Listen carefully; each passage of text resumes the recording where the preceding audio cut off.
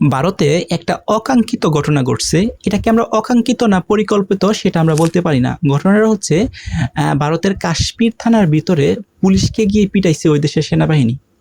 তো চিন্তা করে দেখেন, একটা দেশের যে আইন শৃঙ্খলা বাহিনী আছে, পুলিশ, র্যাব, বিজিবি, বাংলাদেশের আঙ্গিকে যদি আমরা বলি, তাহলে বাংলাদেশের police, RAB, BGB, border guard যা আছে সবাই কিন্তু একে অপরকে সহযোগিতা করে বা কোনো দরকার লাগলে কিন্তু তারা আসে।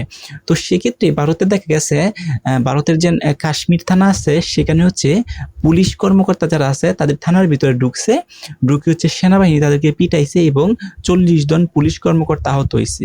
তো এখন এই যে ঘটনাটা ঘটছে, কি কারণে পিটাইছে, এই ধরনের কোনো সঠিক নিউজ কিন্তু এখন পর্যন্ত আসে নাই। বাট সেটার যে প্রপার নিউজটা সেটা কিন্তু কিছুক্ষণ পরে কিন্তু আসবে হয়তো। তো এই যে তাদেরকে যে পিটাইছে সেনাবাহিনী, পুলিশকে যে পিটাইছে, এটা কিন্তু অকাঙ্ক্ষিতই আমরা বলতে পারি। কারণ ওই ভারতের যে সেনাবাহিনী আছে তারা কিন্তু উচিত ছিল যে পুলিশকে প্রপারভাবে সাহায্য করা বা কোনো প্রকারভাবে যা যা দরকার সেগুলোকে প্রোভাইড করা। কিন্তু তারা তা না করে কোনো এক কারণে সেনাবাহিনীরা হচ্ছে থানায় ঢুকে পড়ছে এবং থানায় ঢুকে কিন্তু পুলিশকে পিটাইছে। তো পুলিশও কিন্তু এক পর্যায়ে সেনাবাহিনীর সাথে যুদ্ধ করছে। সো এভাবে যুদ্ধ করতে করতে কিন্তু যুদ্ধ সেনাবাহিনীর কাছে পরাজিত হয়েছে এবং বেশ কিছু সেখানে উল্লেখ আছে 40 জন পুলিশ কর্মকর্তা গুরুত্বভাবে আহত হয়েছে। এখন একটা দেশের আইন শৃঙ্খলা বাহিনী কিন্তু বিভিন্ন প্রকার আইন শৃঙ্খলা বাহিনী থাকতে পারে। বাংলাদেশে পুলিশ, র্যাব, বিজিবি, এরপর হচ্ছে সেনাবাহিনী, এরকম আইন শৃঙ্খলা বাহিনী আছে।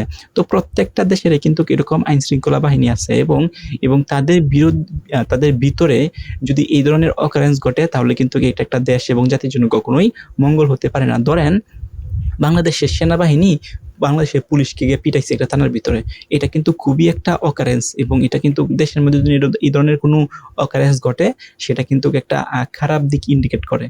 তার মানে হচ্ছে সেনাবাহিনী পুলিশকে দেখতে পারতেছে না।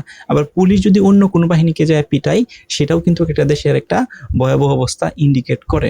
সো এই যে সরকারি কর্মকর্তা বা বিশেষ করে যারা আইন শৃঙ্খলা বাহিনীর দায়িত্বে আছে যেসব বাহিনী, তাদের মধ্যে যদি কোনো ঝামেলা থাকে তাহলে একটা দেশের জন্য কিন্তু খুবই হার্মফুল এবং খুবই হচ্ছে বিপজ্জনক কিন্তু এই বিষয়টা। তো এখন ভারতের সরকার কিন্তু এটা ইনভেস্টিগেশন করে দেখবে আসলে কি ঘটনা ঘটছিল। পুলিশের যতই ঘটনা ঘটুক না কেন, তাই বলে কি সেনাবাহিনী যে পুলিশের থানার ভিতরে ঢুকে পুলিশকে তো আর পিটাইতে পারে না, কারণ ওই দেশেরও তো একটা আইন এবং রুল এন্ড রেগুলেশন আছে।